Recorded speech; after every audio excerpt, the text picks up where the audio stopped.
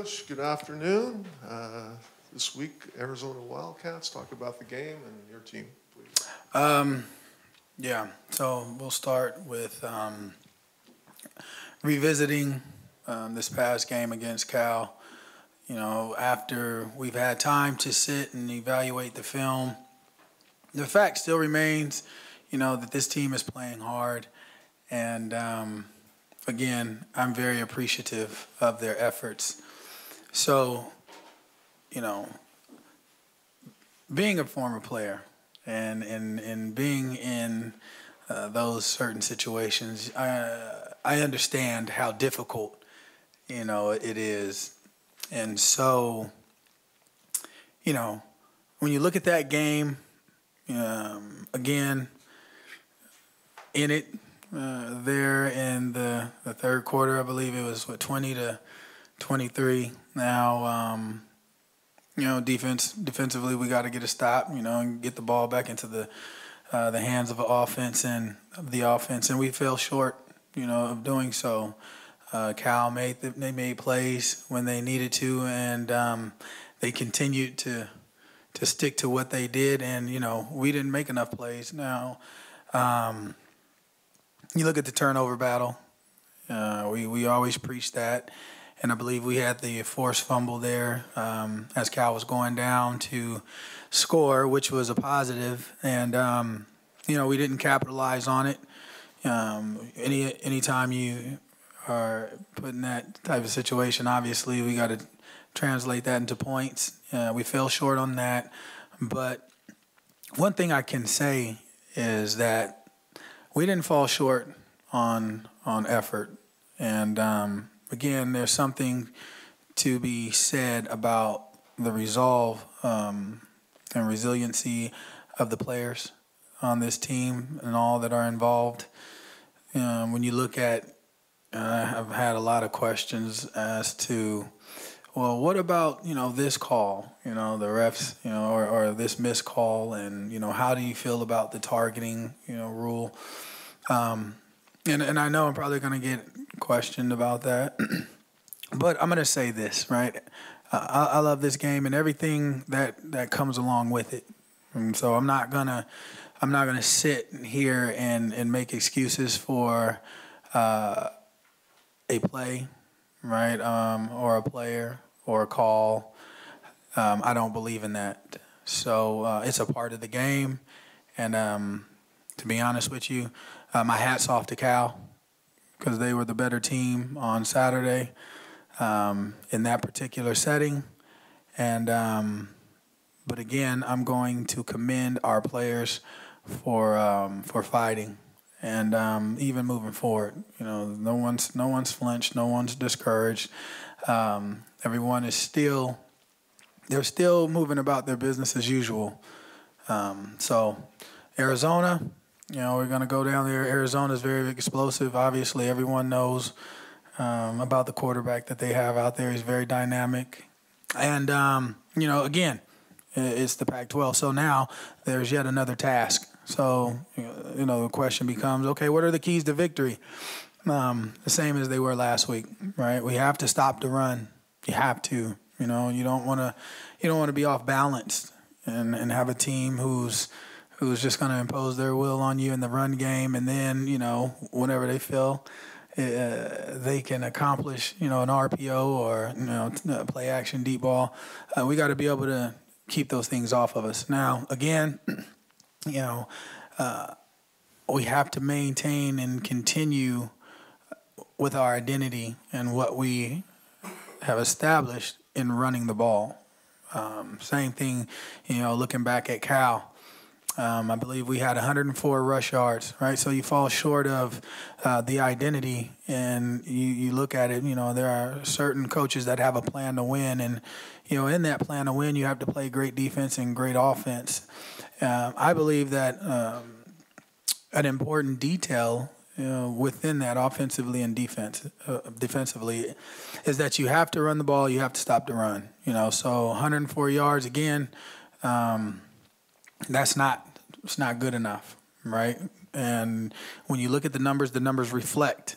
The numbers were moving in our favor, weeks prior. So that just goes to show how important, that phase of the game is. So the same thing exists going in to Arizona, moving on to Arizona. We have to run the ball. We have to establish the run offensively and defensively.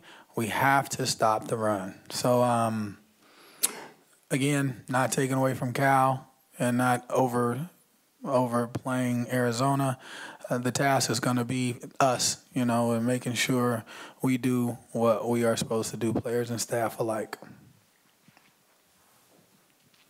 Cory, going back to the Cal game, it was a 4th and 1 from, I believe, your own 32. Yes. That ended up, pretty early in the game. Can you talk a little bit about on the sideline, the decision-making process there, and why you felt it was important to go forward at that point? Well, because at that given time, what we wanted to do was, again, the momentum shifts of the game. And I didn't feel that was a time to where we needed to punt, just for where we are, the mindset, and establishing, again, that identity of, we're going to play the game within the game. There was question as to where the spot of the ball, and if we had come up short on that. And so, again, having faith, in our players and their ability to convert in that scenario, that situation, I felt good about it. I didn't waver, wouldn't second guess. Even if we had to come up short, I still believe at that particular point, based upon what I was seeing and how we were playing and performing, that was going to be key. It was very important, 4th down for us. I know with Bryce Love a couple weeks ago, you said it's never one player, but Tate's made a pretty big impact, and he's earned comparisons to Michael Vick from his college days. I know you played with Michael Vick. From watching film, is that a legitimate comparison, and just what are your overall thoughts on his game? I'm not going to take away from Tate, but I mean that's Michael Vick. Come on now. Now, like you said, I played with Michael Vick, and no. And I'm not saying that to knock the kid. What I'm doing is, Michael Vick was a special player, and now I understand the comparison, right? Because he's a mobile quarterback and he's made some extraordinary plays with his feet. And but now you're talking about the difference of 4-2, 4-1. As to now, I don't know what Khalil Tate runs his 40 in, and now you're going to make the comparison of a guy who's already been to Sunday and played Sunday ball, and sometimes I think that is downplayed a little. When we start making comparison to NFLers, and you start putting labels on collegiate athletes that, to be honest, and they don't even realize that it's not fair to them. However, I do believe that Khalil Tate is a tremendous athlete, and I do not believe that one player makes a team, because, again, you have 10 other guys out there blocking for him. You have receivers who have executed, really good game plans offensively in the play action. Tight ends have also been very effective, for him. So, although, yes, he's in a sense a third running back there, and you heavily have to account for him. Again, there are 10 other guys out there that have contributed to the success that Arizona's having. But like I said, every team that we face, and in every league, every conference, right, they're going to have special players. But those special players are nothing without the other 10 guys on the field, with them. So, but like I said, not to take away from Khalil Tate, he's going to be a major focal point, as he is for any defense or any team coming in to oppose him. So where do you concentrate? The run of the pass, and I know right now you've got such a banged-up secondary. That's got to be a huge challenge. Well, no matter what the situation is as far as injuries, again, that's a part of the game. You still have to stop the run, and because if not, I mean, then you have no shot. So now if an offense comes out and they have you off balance and they can run the ball, when they want, and they can complete, high percentage throws, then, I mean, you're looking at a day that, any given offense versus any given defense can put up, 50-plus points, and do it rather quickly. So no matter our circumstance, again, and right now that is unknown, for those guys back there in our defensive secondary. But no matter the circumstance, we still have to go out with the intent on stopping the run. Cory, you hear the adage with a team that hasn't won a lot, that they need to learn how to win. Do you believe in that theory, and does this team need to learn how to win? Well, I think there are a lot of additives and a lot of things that go along with football mantras, right? You got to learn how to win, got to learn how to handle success. At the end of the day, I say, players win games, they make plays, but coaches make the decision that put them in a position to make plays and win those games. So learning how to win, and it's no secret, I believe that starts in January. You don't learn to win during the season. Winning is what you do, and it's bred in you. It's in the very fibers of how you work and the little details that you pay attention to. So learning how to win comes along with learning how to prepare, right? And preparation is more than on a week-by-week basis, because the game is such is so choreographed in the aspect of you implement a scheme, right, offensively and defensively, and then you have to go out and you have to work on it and practice it over and over and over, and all the different movements and how you're going to defend certain route combinations, how to read pulling guards, the defense, the run game, gap schemes in the run game. So to say learn how to win, right, is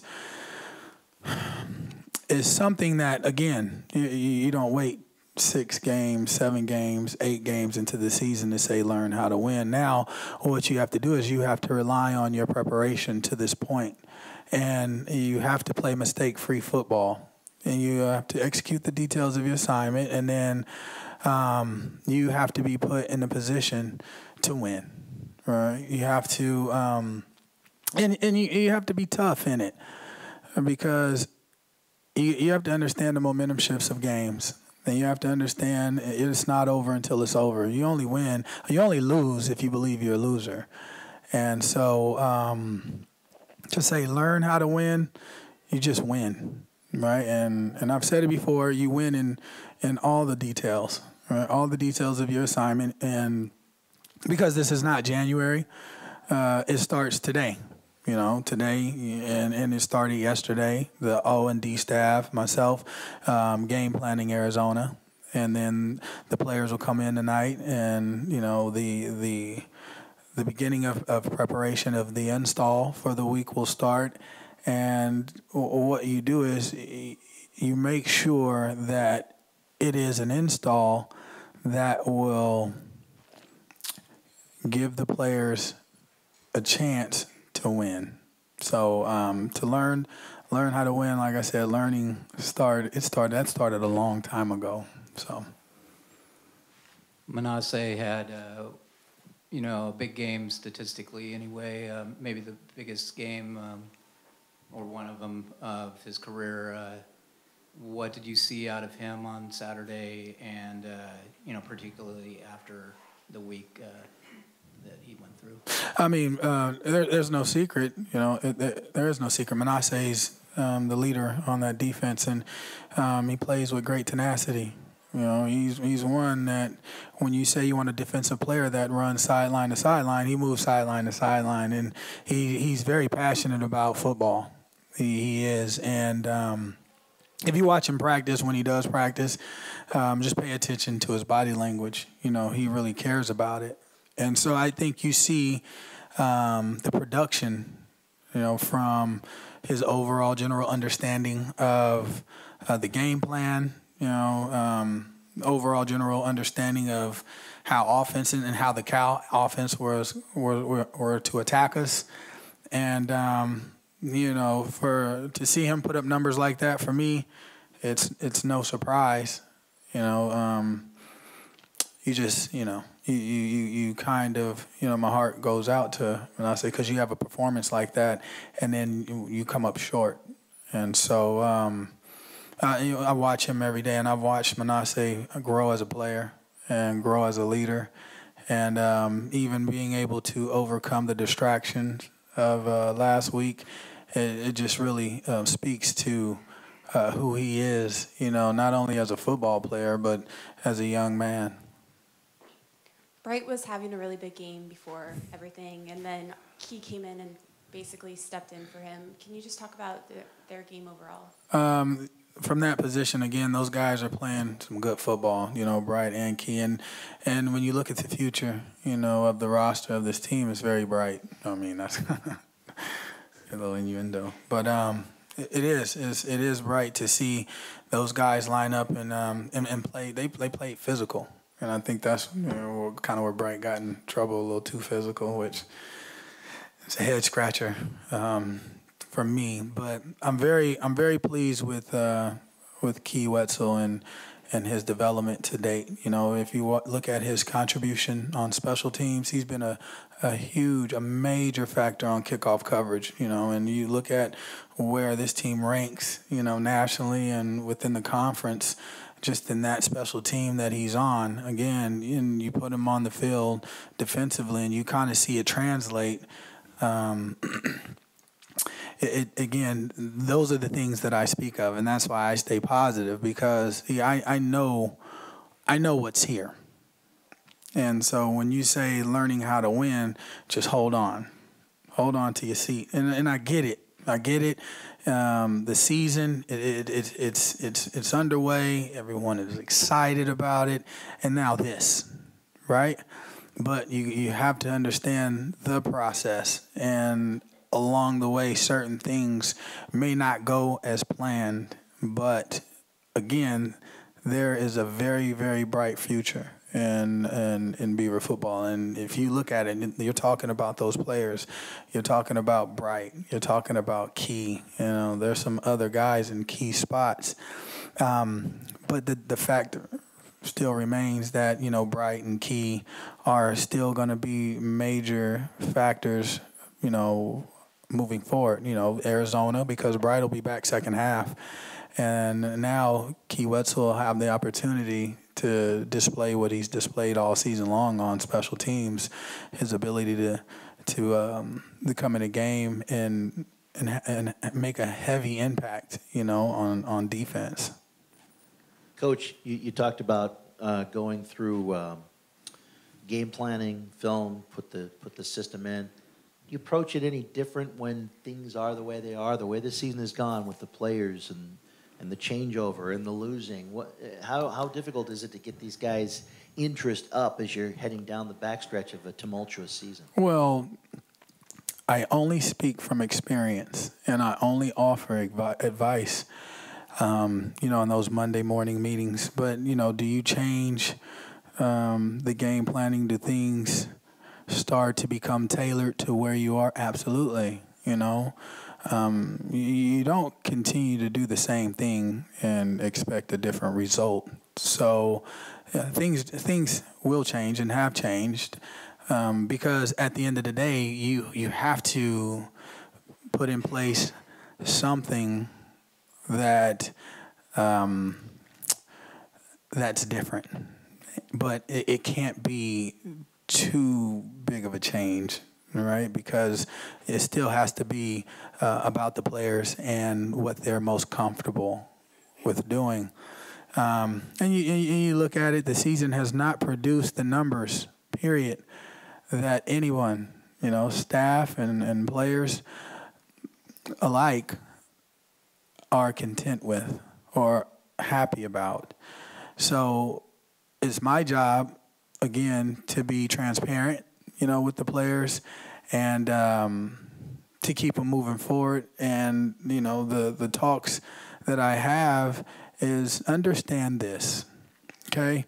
If this is the hardest thing that you ever encounter in life, then guess what? You've had a pretty good life.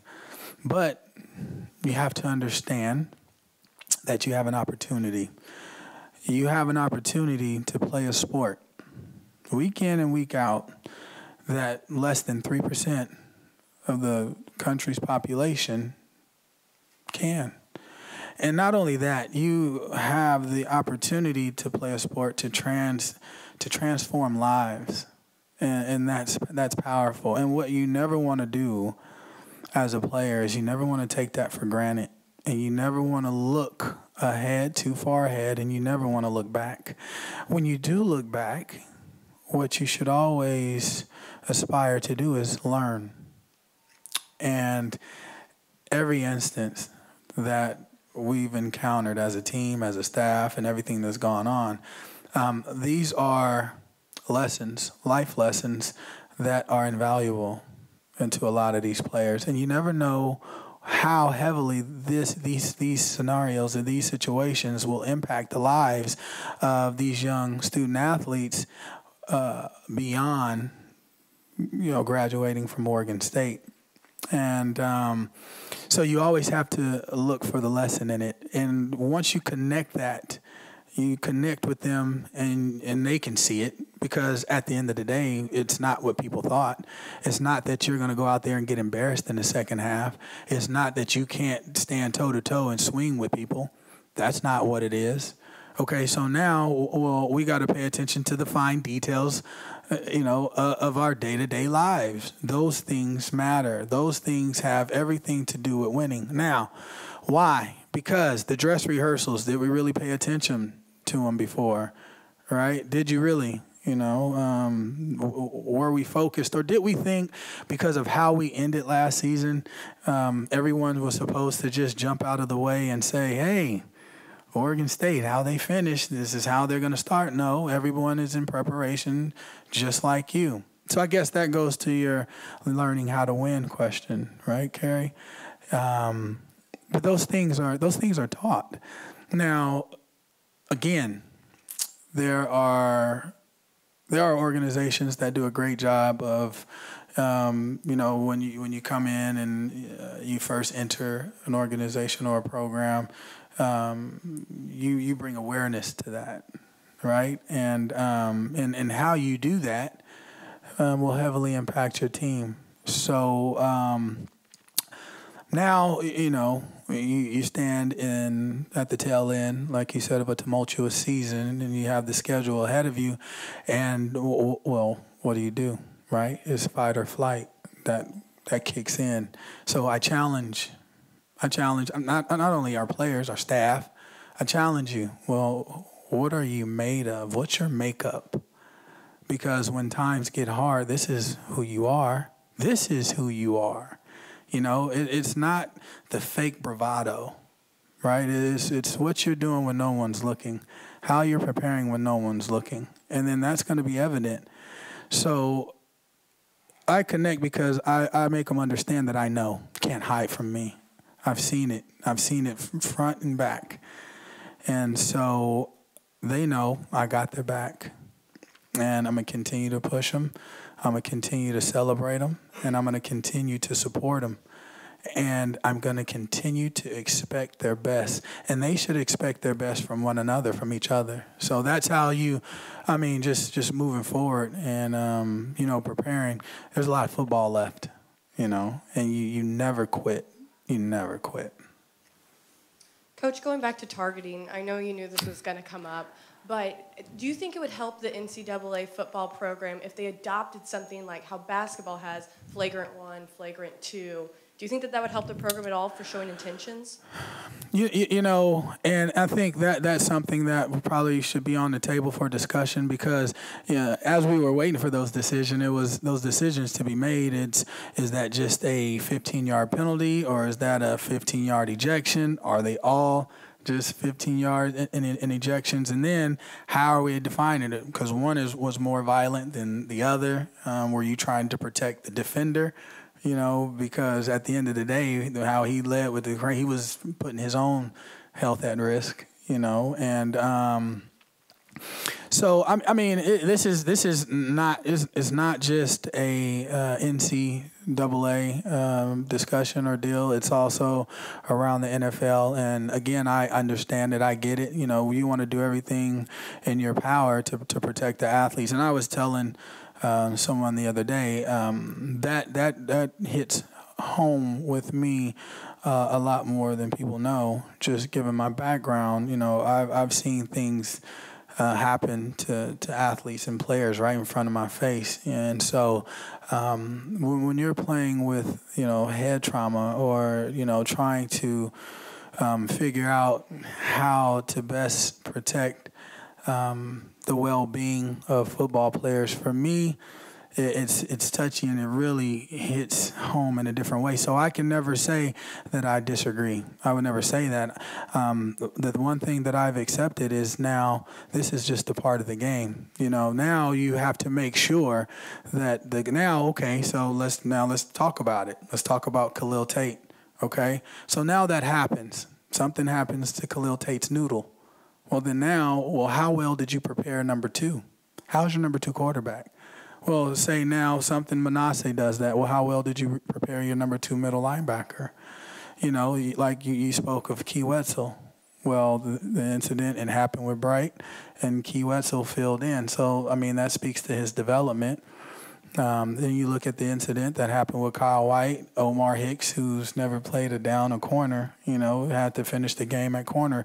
And I wouldn't even say finish. He played the majority of the game. And so I think something like that, because it is in the game now, is going to really hold coaches accountable. You're really going to have to coach depth. So now you can't just go out and get the athlete without actually developing him. You're going to have to develop depth. So I don't have a problem with it. You know, obviously in the heat of battle, something like that happens. You lose one of your leaders. You lose one of the better players on your team. Obviously, it's going to have a heavy impact, you know, on the way you call plays. It's going to have a heavy impact on your ability to match up, you know, in certain scenarios. But at the end of the day, it's a part of the game. You know, there have been many rule adjustments. And one thing we've always done is just, you know, adapt and move on and play the game within the game.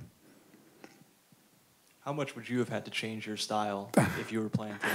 To be honest with you, I probably would have been ejected every game. Eventually, I would have had to learn. So here was when I first got wind of the new rule, right? The targeting and then taking the head out of the game. The first thing I thought was, wow, we're gonna have a lot of knee injuries. You know, because now, you're leaving me no choice but to end someone's career, because the ACL, MCL, that's nothing to play with, right? So back in my day, yeah, everything that was celebrated with the I probably wouldn't have made it as far, because that was my MO. Like I always sit here and tell you, I couldn't catch, right? I had like 5 thumbs, 10 thumbs, you know, on each hand. But, you know, because people made fun of me, all that was kind of like the water boy, right? That was like my tackling fuel. So then it didn't matter. I didn't care. I wasn't going for interceptions. You just couldn't catch the ball. And I would strike fear in the hearts of people who came across the middle. So that was my thing. And it wasn't a certain area that was targeted. And it's hard. And I'm going to tell you this. It's very, very hard for an athlete trying to make a competitive play, right? Full speed.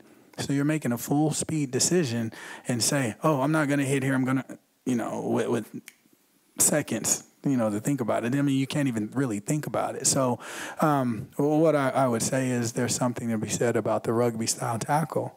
the rugby style tackling coaches, their stocks should have gone up by now, right? Because that's how you protect the players. You got to take the head out of it, and that's the only way that you're going to be able to survive in today's football defensively. And then you can't even really say defensively, because now offensively, if you're cracking back, right, you suffer the same consequence.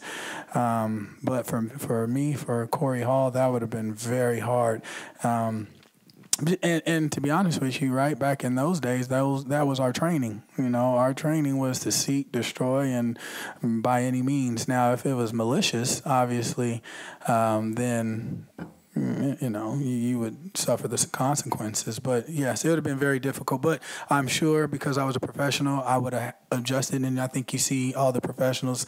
I believe Seattle is probably one of the better teams at doing that, taking the head out. So I'm pretty sure at some level or at some point, the professional development that would have been available would have been prime, and I would have been able to survive in today's game. Was it tough for you to adjust as a coach to basically coach guys differently than you played and were coached? No, because immediately that's what I remember. Someone was laughing at me because I started teaching, hawk roll or gator roll, and teaching them how to rugby style. And it's hard because still, as a safety, middle field post, safety, it is hard to kind of tell him to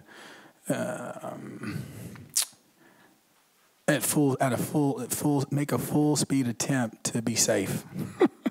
That's tough. But again, it's why we're in this, right? We're not in coaching to make it easy. Now, if you're in coaching to be easy, then you probably should go do something else. So what it does is it creates a sense of, now you have to learn something different. Now, you cannot be the same coach that you were a year ago, and you shouldn't be. And if you are, shame on you, right? So you have to evolve as a coach as the game evolves, because, again, the game's bigger than, not wanting to coach a certain style of play that is protective of the student athlete.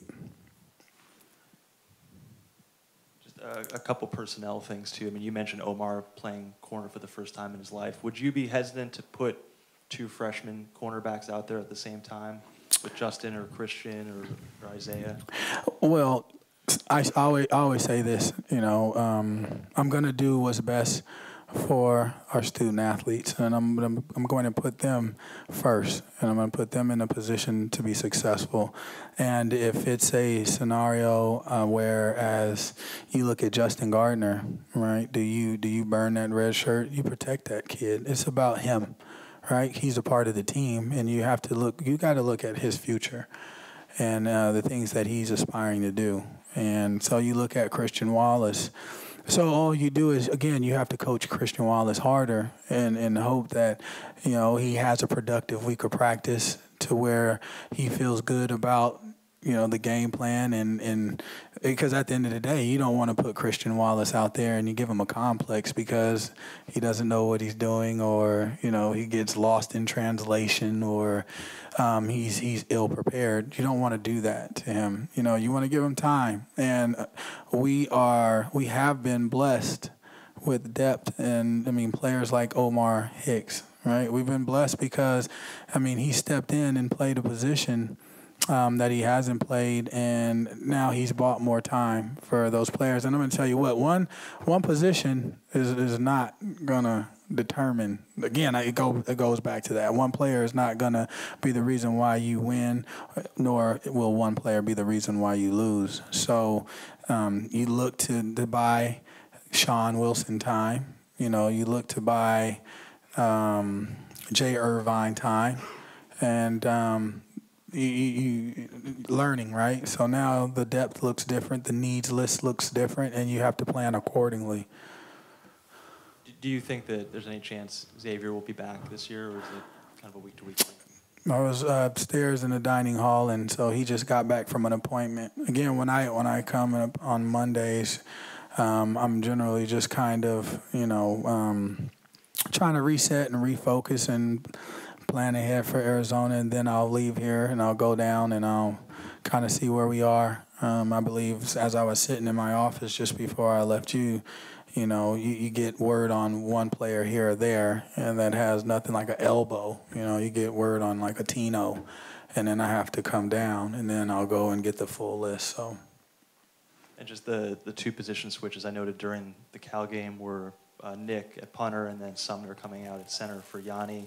Do you just envision both those battles being up in the air, or do you have a set starter for going into next week? The same. I mean, it'll be competition as usual, right? You want to put the best 11 on the field, the best available 11. And so, again, I believe that a healthy work week will establish who those 11 are. Thank you, Coach. Good afternoon.